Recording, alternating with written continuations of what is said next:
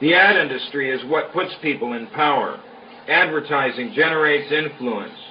Someone wants to rally support behind a product, position, or individual, they employ an ad agency.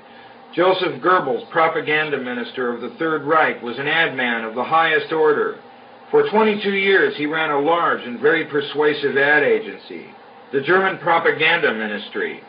Goebbels and company made dazzling movies, published newspapers and magazines, broadcast hours and hours, years of propaganda on German radio and worldwide, and staged gala public events and displays of might and national splendor. People were, of course, captivated, overwhelmed. Without Joseph Goebbels and his ad agency, Adolf Hitler would not have become Chancellor of Germany. Likely there would have been no World War II. Millions of people would not have been gassed or otherwise slaughtered, etc. Goebbels didn't give a hoot for Hitler or the Nazi creed. He liked manufacturing power out of thin air. And it's my opinion that his innovations in the advertising field, particularly in the areas of packaging and presentation, have not been lost on designers of campaign and political strategy in the U.S. and elsewhere. A dreadful legacy.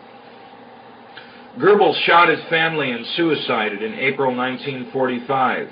Who mourns him? I wonder. He was a brilliant, resourceful, horrible man, the consummate terrorist. So it's possible to sell anything to the unwary customer. Like $1 trillion worth of nuclear missiles, bombers, submarines, nerve gas. Nightmares. On November 9th, the Senate said yay to further development and manufacture of the U.S.'s chemical warfare arsenal. That means nerve gas, real horror picture stuff. Even Richard Nixon was disgusted by nerve gas.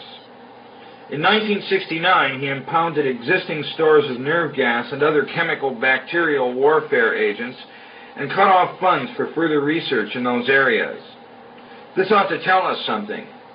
If an asshole like Nixon says, no, that's too awful, and 14 years later a pasty old cowboy says, let's go ahead with this one, and the politicians in public back him on it without even wincing, we have to recognize that what we are seeing is partly a result of a very slick, sophisticated ad campaign, an outrageous act of terrorism. There are no responsible hands in which to place such weapons, and placing them in irresponsible hands is a damnable crime. All the same, Americans bought it, creaming their jeans and throwing popcorn boxes.